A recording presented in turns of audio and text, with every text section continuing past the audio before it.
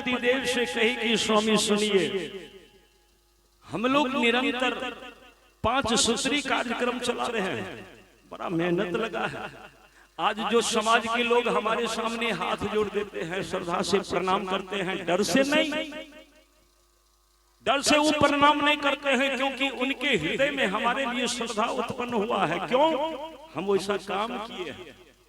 और जानते हैं आज इस संत यदि चले जाएंगे ना भूखे, तो आज तक जो लोग हमें प्रणाम कर रहे हैं, कल वही लोग उंगली उठाएंगे कि देखो ये वही राजा रानी है जो बड़ा ढोल पीट रहे थे कि हम दानी हैं, दानी हैं। एक महात्मा को भोजन नहीं दे सका, इनके घर से महात्मा भूखे चले, तो स्वामी जी सकेंगे? रोकिए इनको।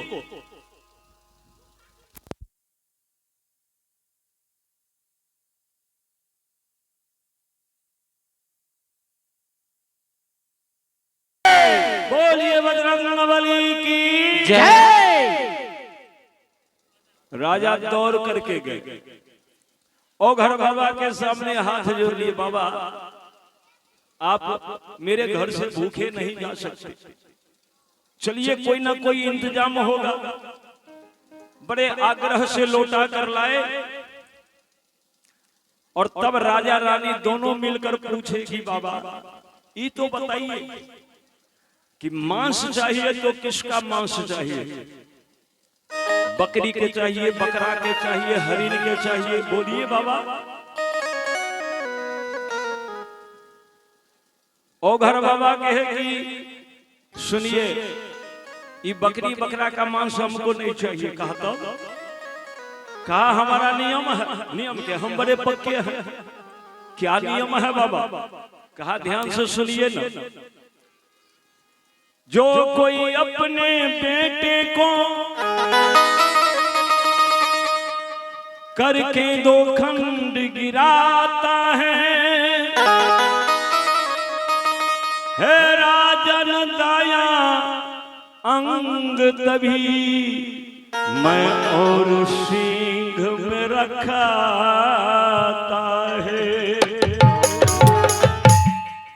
हे राजन, जो कोई अपने बेटे को अपने हाथ से आरी लेकर के चीर देता है बीचों बीच, तब उस आदमी के दहिना अंग के मांस हम स्वीकार करते हैं, वही मेरा सिंह और मैं ग्रहण करता हूं। क्या? हाँ, सुना नहीं तुमने? जो कोई अपने बेटे को, बेटे के नाम लिया ना, रोने लगे राजा। महारानी पिंगला भी रोने लगी। ए बाबा, आप जानते हैं बाबा, गृहस्थ जीवन के सुख की शुरुआत संतान से होती है। भगवान बड़े कृपा करके 1 संतान दिए हैं जो फूल जैसा प्यारा है। हम माँ बाप होकर के अपने संतान के सर पर आड़ा कैसे चलाएंगे बाबा? जरा विचार करिए, ये संभव नहीं है बाबा। कहा कोई बात नहीं, तो हम जा रहे हैं, दुनिया बहुत बड़ी है, कहीं और बैठ जाएंगे, मिल जाता है, मिल जाता है, दुनिया बहुत बड़ी है, कहीं और चले जाएंगे। रानी तो व्याकुल होकर रोने लगी। राजा आसमान पर से जैसे गिर गया, होश उड़ गया राजा को। राजा औघर बाबा के चरण पकड़ लिए, कहे कि बाबा संत जब आते हैं ना तो बसंत जैसा माहौल हो जाता है, लेकिन आप आए और हम दोनों प्राणी को रुलाने लगे बाबा। कहते हैं लोग संत नगारिया से अरे यही लई मोड़ पियावा सखी हो, अइलई मोड़ पिया से ले ना से ले ना इहो ने सम के चुनरी या से ले ना इहो ने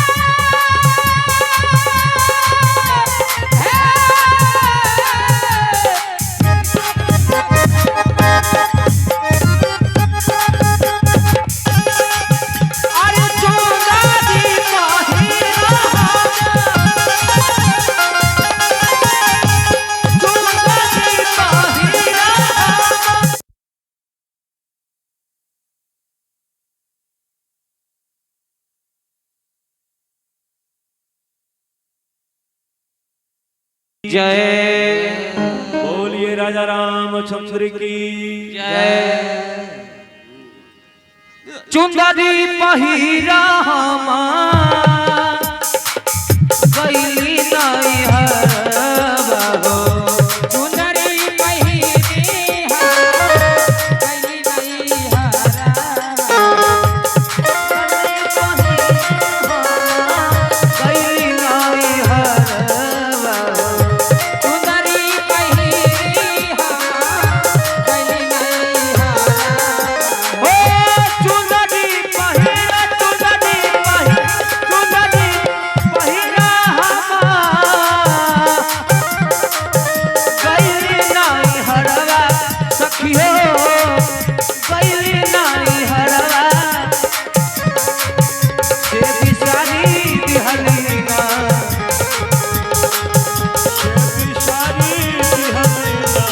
अपना बलमा के रे सुरती बिसारी दिहलीना।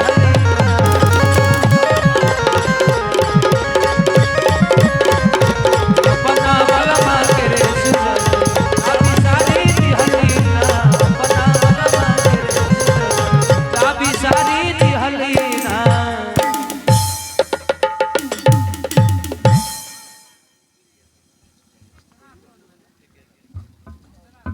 और आप हैं श्रीमान टुनटुन ठेकेदार साहब, और टुनटुन ठेकेदार साहब के सौजन्य से ये 500 रुपए की भेंट आया है भगवान के दरबार में।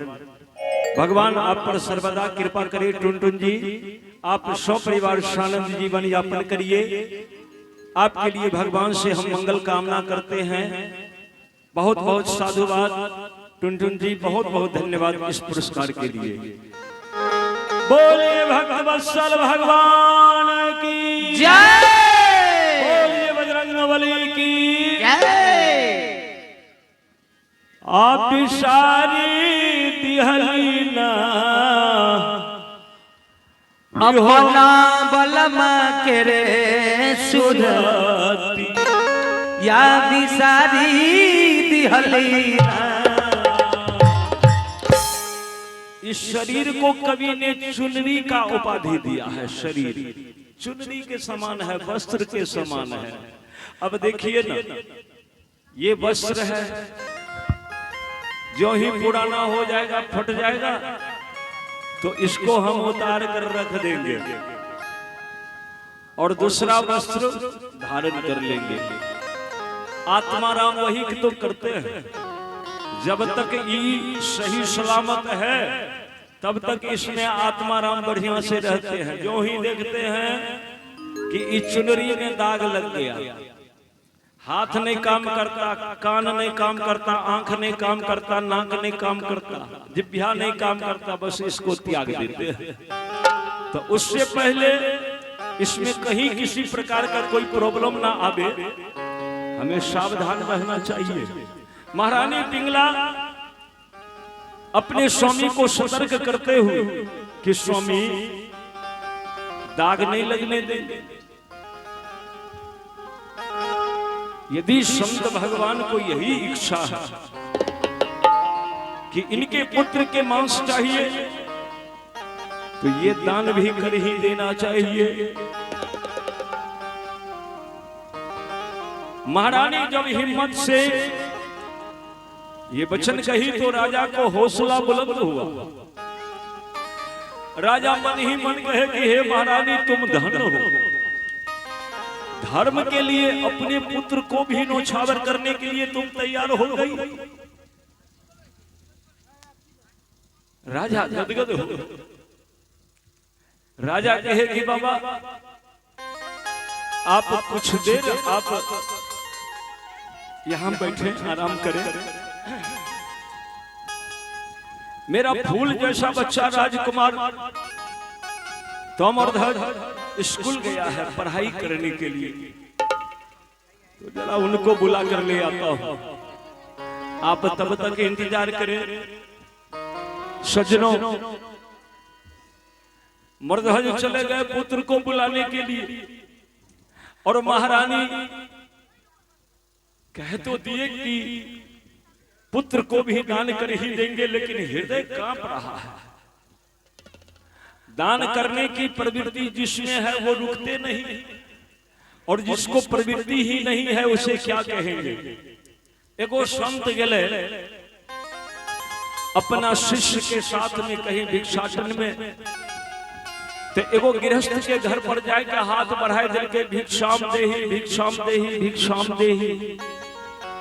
कुछ देर के बाद घर के दरवाजा खुलले, अगना से एगो 8-9 साल के बच्चिया निकलले, लड़की निकलले, बाहर एले। संत के कल के बाबा घर में कुछ हो नहीं छे, दान की करिए। कल के बेटी अपने माई से बोलो, कुछ न कुछ अवश्य वो दान कर देगी। वो लड़की कल के बाबा मम्मी पापा नहीं छे, मम्मी पापा बाजार गेल छे, घर में ताला लगल छे, अब बाहर में कुछ है नहीं, तो अपने जाइयो दोसर दूरा पर जाइयो, यहाँ कुछ मिले वाला नहीं छे। संत कलगनी बेटी, लोग कहते हैं कि जब कोई भिखारी आ जाए तो उसको खाली हाथ नहीं वापस करना चाहिए, क्योंकि ना जाने किस भेष में मिल जाए भगवान, और तुम मुझे वापस कर रही हो।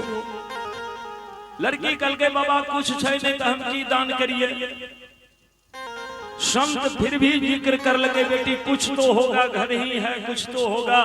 लड़की कल के बाबा कुछ नहीं छे, कुछ नहीं छे, बिल्कुल मना कर दिल के। संत कल के देखो जा करके, कल के बाबा कहे छियो माने के आंसो कुछ नहीं छे, कल के कुछ तो होगा, कल के हाँ छे की, तो अगना में मिट्टी छे, अगर कोई कहो तो हम मिट्टी दान कर दिए। संत कलखनी कोई बात नहीं बेटी, एक मुट्ठी मिट्टी दान कर दे तू। बस वो लड़की की कर लगे, एक मुट्ठी मिट्टी समेट के और संत भगवान के झोली में डाल दिल के। संत भगवान आगे बढ़ ले, शिष्य पूछ लगे, कल के बाबा ये भी कोई दान है, बताइए। आप एक मुट्ठी मिट्टी लेकर के अन्न में मिला दिए, 2-4-10 घर से जो हम मुट्ठी मुट्ठी मांग करके इकट्ठा किए थे उसको भी आप बर्बाद कर दिए। आपको यदि भीख में मिट्टी ही चाहिए था तो आप आश्रम पर ही बोल देते, हम किसी के खेत में से जाकर 2-4-10 बोरा मिट्टी लाकर आपके आश्रम में रख देते। हर एक घर के सामने जो हाथ फैलाते हैं, क्या जरूरी थी? भी कोई दान है? संत कहलखनी कि बेटा तुम्हें अपने को पड़ी है, संत वो है जो लोगों के लिए कल्याण का काम करे। लोग के कल्याण कैसे होगा? हम जब दान लेते हैं तो वो दानी बनते हैं, हम भिखारी बनते हैं। उनका भला होता है, वो पुण्य के प्राप्ति करते हैं। बेटे आज वो लड़की मना कर दिया कि बाबा हम कुछ दान नहीं दे सकते, और हम यदि चले जाते तो कल को कोई दूसरा भिखारी आता तो लड़की के स्वभाव बन जाता। आज हमको मना कर दिया, कल उसको मना कर देते कि बाबा कुछ नहीं है। तो ऐसे करके वो जिंदगी भर सबको मना ही कर देती, और कभी जिंदगी में वो दान और पुण्य कर नहीं पाती। तब तो उनका जीवन गया। आज वो मना कर रही थी, हमने जिक्र करके एक मुट्ठी मिट्टी ले लिया, आज वो मिट्टी दान किया है। भगवान कृपा करेंगे उनको। देने के लिए हाथ तो बढ़ा दिया ना, छोटी सी बच्ची, स्वभाव तो बन गया ना, प्रवृत्ति तो मैंने उनमें डाल दिया ना। अब कोई जाएगा मांगने के लिए तो कुछ न कुछ लेकर के हाथ वो अवश्य बढ़ाएगी।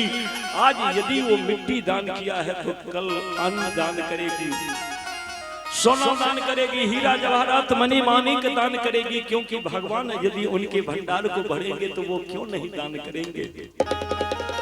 तो जिनको देने की प्रवृत्ति है वो हाथ पीछा नहीं करते, वो आगे करते हैं।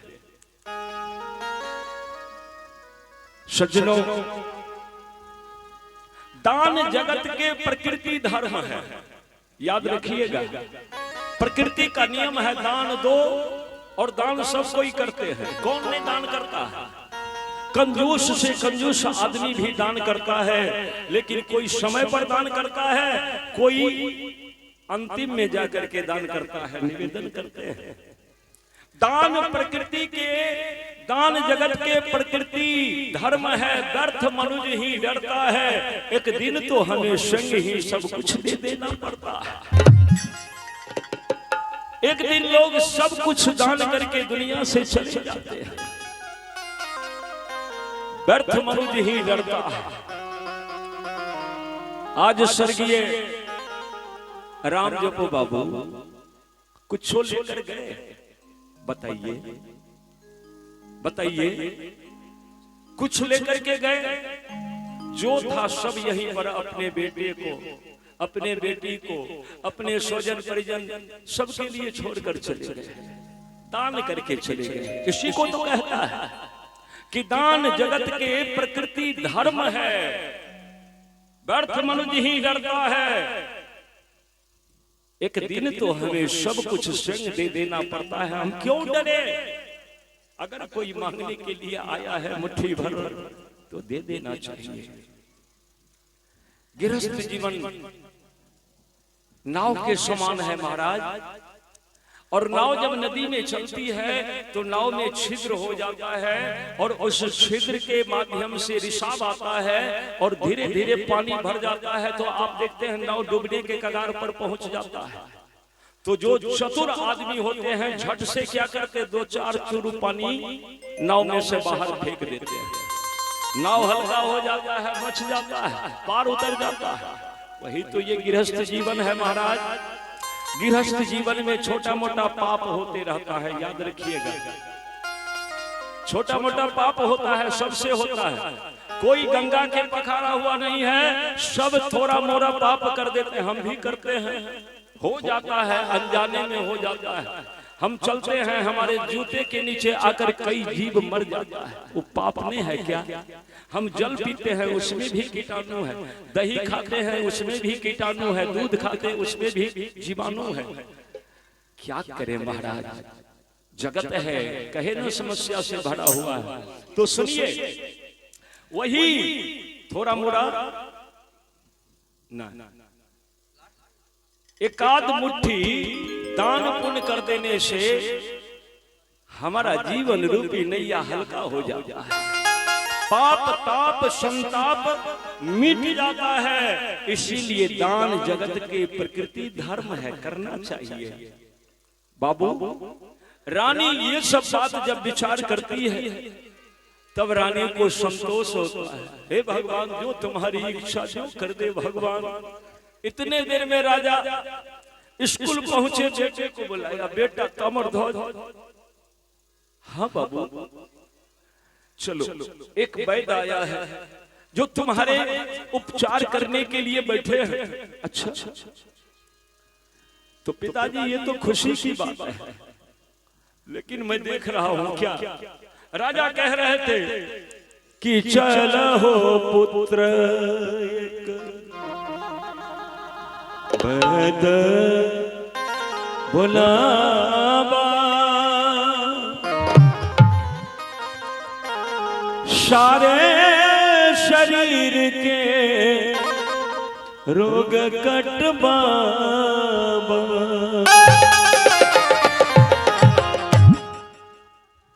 राजकुमार ताम्रध्वज कहे कि ये तो बढ़िया बात है।